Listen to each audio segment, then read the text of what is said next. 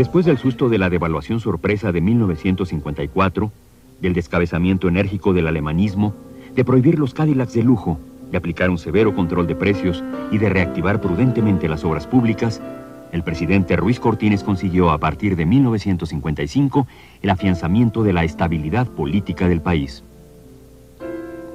Pero el espejismo de la frase presidencial, México al trabajo fecundo y creador, duraría solamente un par de años. Latente quedaba bajo la superficie el problema de los castigados salarios de los maestros y los obreros. También el viejo conflicto del desamparado campesino mexicano.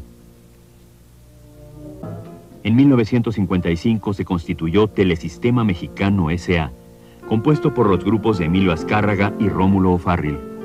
La televisión ya era entonces muy popular y cada vez había más receptores en los hogares nacionales. Empezaban las telenovelas, los teleteatros.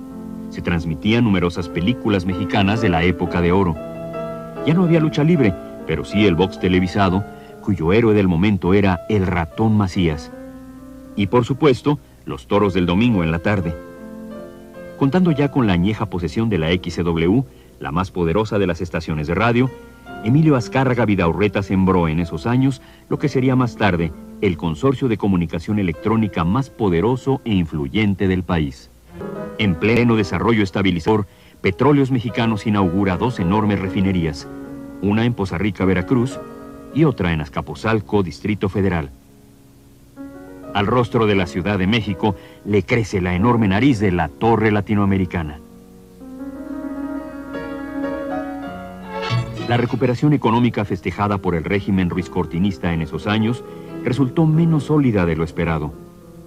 La caída de los precios de las exportaciones de la agricultura comercial, especialmente del algodón en 1956, tuvo efectos inmediatos en la producción industrial.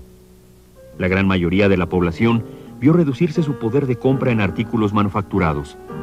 Los empresarios privados empezaron de nuevo a reducir sus inversiones y el capital exterior de carácter especulativo empezó a abandonar lentamente el país, poniendo en evidencia que el problema del campo en México estaba lejos de haber sido resuelto.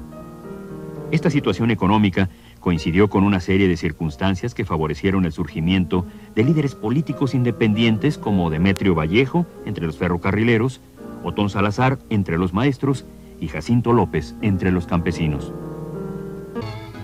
Tras un año de tan malos presagios y en medio de nuevas dificultades económicas, el presidente Ruiz Cortines sorprendió grandemente a políticos, observadores y expertos, designando al licenciado Adolfo López Mateos, secretario de Trabajo, como su sucesor. Porque las fuerzas vivas de entonces ya se habían alineado en 2 bandos, uno a favor del doctor Ignacio Morones Prieto, secretario de Salud, y el otro del lado de Gilberto Flores Muñoz, secretario de Agricultura. Para salvar la unidad de la familia revolucionaria, todo mundo acabó acatando la decisión de Ruiz Cortines y apoyando a López Mateos, porque los principales problemas que empezaban a crecer se hallaban entre los obreros, y la designación del secretario de Trabajo como candidato a la presidencia resultaba consecuente. Además, como López Mateos tenía cierta fama de izquierdista, hasta el Partido Popular se adhirió a su candidatura. Así que la única oposición que tuvo el PRI fue la del Partido Acción Nacional, que propuso a Luis H. Álvarez para competir por la presidencia.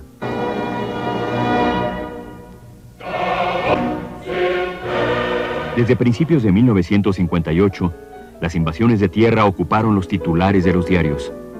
La prensa responsabilizaba a Jacinto López, dirigente de la Unión General de Obreros y Campesinos de México. Los campesinos manifestaron su descontento y desesperación, invadiendo muchos latifundios disfrazados en Sinaloa, La Laguna, Sonora, Nayarit, Colima y Baja California. El ejército desalojó a los campesinos de casi todas partes. Ante este problema, el gobierno optó por expropiar y repartir algunas tierras, entre las que se destaca el latifundio de Cananea, que constaba de 500,000 hectáreas, propiedad de la Cananea Cattle Company, que fue generosamente indemnizada. El líder Jacinto López fue encarcelado junto con 5 de los suyos. La ceremonia de reparto de tierra de Cananea fue espectacular. Pronto la atención pública se desplazó hacia los maestros, cuyo líder disidente, Otón Salazar, organizó una manifestación gigante en abril de 1958 para exigir un 30% de aumento salarial. Eran 100,000 participantes, entre maestros, estudiantes, ferrocarrileros, telegrafistas y petroleros. La manifestación fue disuelta por el cuerpo de granaderos, con lujo de violencia como de costumbre. Entre mayo y junio de 1958, el movimiento ferrocarrilero encabezado por Demetrio Vallejo también sacudió al país, organizando paros escalonados del servicio para conseguir un aumento de salarios.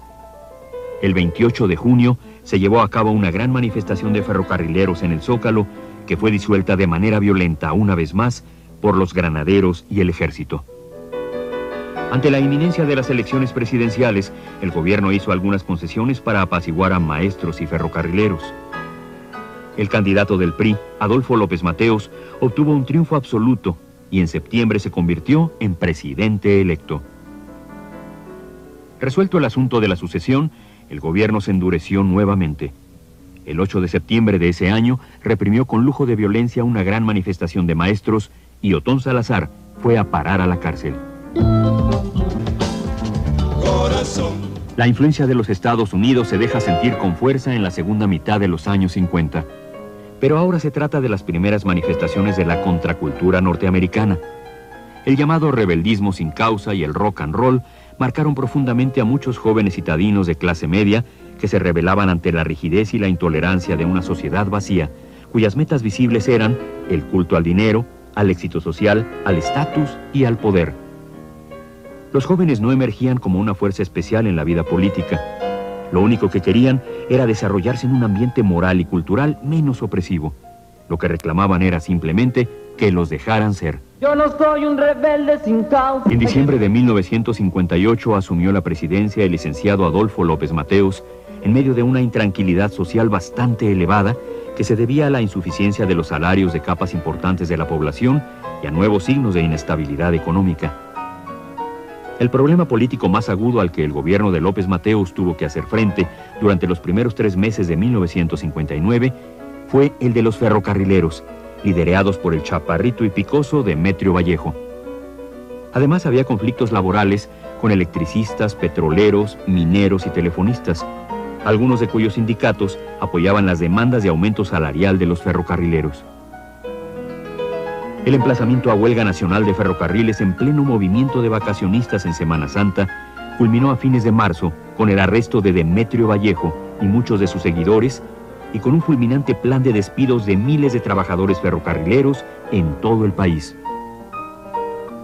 Con la derrota de Vallejo, que fue muy aplaudida por las fuerzas vivas, el gobierno de López Mateos recuperó el control de casi todos los obreros mexicanos y el país volvió, forzadamente, a la normalidad. Con el panorama obrero ya tranquilo, López Mateos pudo concentrarse en las cuestiones económicas que no iban muy bien. En la segunda mitad de 1959, abandonó paulatinamente la restricción de los gastos gubernamentales y procedió a hacer mayores inversiones para que la economía recuperara el paso.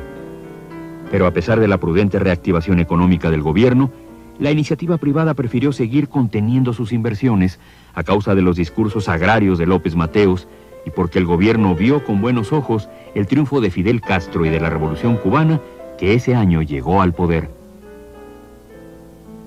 A pesar de las dificultades económicas y gracias a créditos del extranjero, la administración López Mateísta consiguió a finales de 1959 equilibrar la balanza de pagos, detener el alza del costo de la vida y pudo dedicarse a reforzar la infraestructura de la electricidad, la siderurgia y el petróleo. México cerró así la telúrica década de los años 50, dejando atrás cicatrices profundas de desigualdad en el tejido social, pero esmerándose nuevamente en aplicar la dura capa del maquillaje político llamado desarrollo estabilizador para seguir adelante.